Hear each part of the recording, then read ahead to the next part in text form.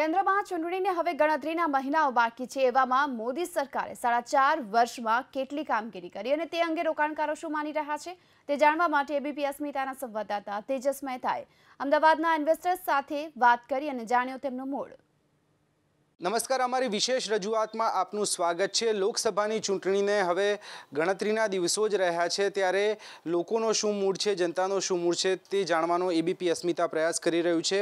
ખાસ કરીને ઇન્વેસ્ટર્સનો શું મૂડ છે, ખાસ કરીને નરેન્દ્ર મોદીની સરકારથી લોકો કેટલા ખુશ છે કે નાખુશ, ઇન્વેસ્ટર્સ શું કહી રહ્યા છે તેના વિશે વાત કરીશું। આપ શું કહેશો? ભારતીય જનતા પાર્ટીની સરકાર બની ખાસ કરીને 5 વર્ષ પૂર્ણ થવા આવી રહ્યા છે, લોકસભાની ચૂંટણી પણ નજીક છે। સરકારની 5 વર્ષની કામગીરી બાબતે આપ શું માનો છો? કામગીરીથી સંતુષ્ટ કે ના સંતુષ્ટ? કામગીરી પૂરી રીતે અસંતુષ્ટ છીએ। કોઈ કામગીરીમાં વાયદા બજાર જેવું રહ્યું છે, શેર બજારમાં જેમ વાયદો હોય એમાં સરકારે ખાલી વાયદા કર્યા છે, પ્રલોભન આપ્યા છે, લોકોને લલચાવવા માટેના તમામ પ્રયત્નો કર્યા છે, પણ ગ્રાઉન્ડ લેવલ પર કોઈ પણ કાર્યવાહી નથી કરવામાં આવી જેથી લઈને લોકો સુધી લોકોને એનો ફાયદો પહોંચશે। ખાસ કરીને ખેડૂતોને અત્યારે હાલની પરિસ્થિતિ એવી છે કે એમએસપીના 1.5 ગણા આપવાની વાતો કરે છે, પણ ખેડૂતોને જ્યારે એમનો પાક બજારમાં આવે છે ત્યારે પૂરા પાકના પૈસા પણ મળતા નથી અને જે એમની મૂળ ઉપજ છે એ ઉપજ પણ એમને મળતી નથી। તો શું થાય છે, ખેડૂતો દિવસે દિવસે એનું દેવામાં ભાડાનું વધતું જાય છે અને ખાલી સરકાર વાતો કરીને અને તેમનું મન પંપાળે છે। ખાસ કરીને જે રીતની પરિસ્થિતિ અત્યારે બજારમાં જોવા મળી રહી છે, ઇન્વેસ્ટર્સ માટે સરકારના આ 5 વર્ષને આપ કઈ રીતે મૂલવો છો? ઇન્વેસ્ટર માટે તો જે છેલ્લો વર્ષ એક બજેટમાં શોર્ટ ટર્મ કેપિટલ ગેઇન લાવ્યા, લોંગ ટર્મ કેપિટલ ગેઇન લાવ્યા, જે ઝીરો હતો એનાથી 10% લાવ્યા, તેનાથી સરકારને તો કોઈ રૂપિયો મળ્યો હોય એવું લાગતું નથી, પણ ઇન્વેસ્ટરોના સારું એવું ધોવાણ થઈ ગયું છે। જે પ્રોત્સાહન, ઇક્વિટીને પ્રોત્સાહન આપતી હતી અગાઉની સરકાર, કોંગ્રેસ સરકાર પ્રોત્સાહન આપતી હતી, ઝીરો ટેક્સીસ રાખતા હતા, જે ડે બાય ડે આ લોકોએ કેપિટલ ગેઇનમાં વધારો કરીને અને જે લાભ મળતો હતો એ નાના રોકાણકારોનો લાભ એનકેન પ્રકારે છીનવી લેવામાં આવ્યો છે। આપની દ્રષ્ટિએ સરકારના આ 5 વર્ષ કેવા રહ્યા? ખાસ કરીને આપ કઈ રીતે મૂલવો છો અને અત્યારે જે સ્થિતિ છે તેને જોતા સરકારની કામગીરીથી આપ ખુશ કે ના ખુશ? ના, સરકારની કામગીરીથી ખુશ નથી। જે રીતે હમણાં ગૌરાંગભાઈએ કીધું એ રીતે કે લોંગ ટર્મ કેપિટલ ગેઇન જે 10% સુધી લાગી ગયો છે, તો આટલું ધ્યાન કરીને ઇન્વેસ્ટ કરીએ અને અલ્ટિમેટલી બધું ટેક્સમાં જ જતું રહે અને સ્મોલ ઇન્વેસ્ટરને પણ હવે ઇક્વિટીમાં જે પહેલાં માહોલ બનીને રહેતો હતો એ હવે બનતો નથી અને એટલું ઇન્વેસ્ટમેન્ટ કરવામાં ઇન્ટરેસ્ટ ઓછો થતો જાય છે દિવસે દિવસે। ખાસ કરીને ડિજિટલાઇઝેશન અને ડિજિટલ ઇન્ડિયાનું એક સૂત્ર પણ સરકારે આપ્યું ને તે દિશામાં પણ ખાસા પ્રયાસો થયા। આ પ્રયાસોથી સામાન્ય જનતાને આપની દ્રષ્ટિએ કેટલો ફાયદો થયો? ના, સામાન્ય જનતાને બહુ ફાયદો થયો નથી, કારણ કે ઘણી વસ્તુ એવી છે કે ટ્રાન્ઝેક્શન બધા તમારા મોનિટર થઈ ગયા। નાના નાના ટ્રાન્ઝેક્શન થતા હોય તો પણ એ લોકો પર વોચ થતું હોય, ડેબિટ કાર્ડ હોય તો અમુક પૈસા ભરવા જ પડે અને આખી સિસ્ટમ બદલાઈ ગઈ છે, જેનાથી આઈ ડોન્ટ થિંક કે નાના જે માણસો છે કે ભણેલા નથી એ લોકો બી કાર્ડ વાપરે છે તો દર વખતે એ લોકો ફાયદામાં છે। આપની દ્રષ્ટિએ ખાસ કરીને પરિસ્થિતિ જે અત્યારે છે, ખાસ કરીને જ્યારે 5 વર્ષ પૂર્ણ થવા જઈ રહ્યા છે સરકારના, આપની દ્રષ્ટિએ આ 5 વર્ષ સરકારના કેવા રહ્યા અને સરકારની જે કામગીરી છે તે બાબતે આપ શું માનો છો?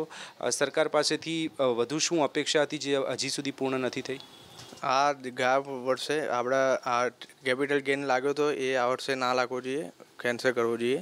એનાથી સ્ટોક માર્કેટમાં વધારે ઇક્વિટી અને લિક્વિડિટી આવી શકે છે। ખાસ કરીને બજેટ પણ આવી રહ્યું છે, બજેટની અંદર પણ ઇન્વેસ્ટર્સ માટે કયા પ્રકારની રાહત મળે તેવું અપેક્ષા રાખી રહ્યા છો? હા, આજ કીધું કેન્સલ થવો જોઈએ, લિક્વિડિટી અને ટ્રાન્ઝેક્શન ચાર્જને બધું થોડું ઓછું થવું જોઈએ। નોટબંધી અને ખાસ કરીને કાળું નાણું જે છે તેને ખતમ કરવા માટેનો જે સૌથી મોટો પ્રયાસ જે સરકાર તરફથી કરવામાં આવ્યો, આપ કઈ રીતે જુઓ છો એ વાતને અને એનાથી ખરેખર લોકોને કોઈ ફાયદો થયો છે ખરો? એટલે કે એમાં લોકોને કંઈ ફાયદો થયો નથી, પણ જે કાલાબજારી હતી એ બજારમાં થોડી રોકાઈ છે, એના વિષયમાં એટલું જ કહેવું છે। તમારી દ્રષ્ટિએ શું માનો છો સરકારની જે કામગીરી છે તે બાબતે, અને ભવિષ્યમાં પણ જો સરકાર ફરીથી ચૂંટાઈને આવે તો શું સરકારે ધ્યાન રાખવું જોઈએ? અત્યારની જે કામગીરી છે તે બાબતે શું માનો છો? હાલમાં તો હું એટલું કહી શકું કે હું એક તબીબ છું, રિટાયર્ડ છું, નિવૃત્ત છું। 33 વર્ષની ડૉક્ટરી તબીબી MD ડૉક્ટર તરીકેની સેવા આપી છે, પણ પરિસ્થિતિ આટલા વર્ષ ફૂલ ટાઈમ સરકારી નોકરી કર્યા છતાં પણ હું મારી દીકરીને કે દીકરાને એક ડૉક્ટર તબીબ બનાવવા માટે કહી શકાય કે એટલી બધું ફાઇનાન્શિયલ ફીઝ ને બધો વધારો થયો છે કે જે અશક્ય છે એક ડૉક્ટર તરીકે બી મારે ભરપાઈ કરવો. ખાસ કરીને સામાન્ય જે પ્રજા છે તેને શું તકલીફ પડી છે આ 5 વર્ષની સરકારમાં આપની દ્રષ્ટિએ? સરકાર કોલેજો અસંખ્ય ખોલી રહી છે પણ ત્યાં કોઈ તબીબી સ્ટાફ ભણાવવા માટે લેક્ચર માટે કે જે તે વિષયના નિષ્ણાત તબીબોએ ભણાવવું જોઈએ તેવી કોઈ અત્યારે શક્યતા ગુજરાતમાં ક્યાંય દેખાતી નથી. આ મારો જાત અનુભવ છે. આપની દ્રષ્ટિએ સરકારના આ જે 5 વર્ષ છે આપ કઈ રીતે મૂલવી રહ્યા છો? ખાસ કરીને રાજકીય જે મુદ્દાઓ રહ્યા તેના બાબતે શું માનો છો? જે રીતની અત્યારે પરિસ્થિતિ છે આપ શું કહેવા માગો છો? આમાં રાજકીય મુદ્દાઓ તો બહુ ખ્યાલ નથી પણ મોંઘવારી, બેરોજગારી, યુવાનોને ભણ્યા પછી નોકરી નથી, બરાબર, એ બધા બહુ મુદ્દાઓ છે. મોંઘવારી અને બેરોજગારી બહુ. તમારી દ્રષ્ટિએ સરકારની જે કામગીરી છે તેના વિશે ખુશ કે નાખુશ સરકારે જે પણ 5 વર્ષમાં કામ કર્યું તેનાથી, અને શું અપેક્ષાઓ સરકાર પાસે? ખુશ છે. જે કામગીરી જે સરકારની, શું કહેશો સરકારની કામગીરીમાં શું સારું લાગ્યું? કયા મુદ્દાઓ તમારા માટે હકારાત્મક રહ્યા? આ કોલેજોમાં બધું સારું કર્યું છે સરકારોએ અને હજી કરશે એવું લાગે છે. અન્ય લોકો પણ છે તેમની સાથે પણ વાત કરીશું. બેન, આપની દ્રષ્ટિએ જે રામ મંદિરનો મુદ્દો છે તે પણ ક્યાંક ને ક્યાંક જ્યારે ચૂંટણી આવે ત્યારે રામ મંદિર ફરી યાદ આવે તેવું વિપક્ષનો આક્ષેપ પણ છે, પરંતુ લોકોની આસ્થા સાથે જોડાયેલો પણ મુદ્દો છે. આપ કઈ રીતે જુઓ છો જ્યારે આ પ્રકારનો મુદ્દો અત્યારે ફરીથી આવ્યો છે? આ પ્રકારનો મુદ્દો ફરીથી આવ્યો છે અને દર વખતે આવતો જ રહે છે, એમાં આપણે કંઈ કરી નથી શકતા. અને સામાન્ય જનતા તો જોવા જાવ તો હિન્દુ મુસ્લિમ એક થઈને જ રહે છે, પણ આ બધું એટલા લેવલે ચાલે છે તો ખાલી દુશ્મનાટ ઊભી થઈ છે એવું લાગે છે. ખાસ કરીને જે રીતની સરકારે અલગ અલગ સ્કીમ્સને મેક ઇન ઇન્ડિયાનું પણ સૂત્ર આપ્યું, બને ત્યાં સુધી સ્વદેશી વસ્તુઓ બને અને વેચાય જેથી સ્થાનિક જે લોકો છે તેને ફાયદો થાય. ખરેખર આપની દ્રષ્ટિએ કેટલો ફાયદો મળ્યો માનો છો? એવું તો લાગતું નથી. 100% FDIને આમંત્રણ આપવામાં આવ્યું. સરકારે SME હોય કે નાના જે ગૃહ ઉદ્યોગો છે એને પ્રોત્સાહન કોઈ આપ્યું હોય એવું પ્રથમ દ્રષ્ટિએ તો ક્યાંય આવતું નથી. ઉલટાનું આ લોકો ઉપર મારણ પડ્યો છે.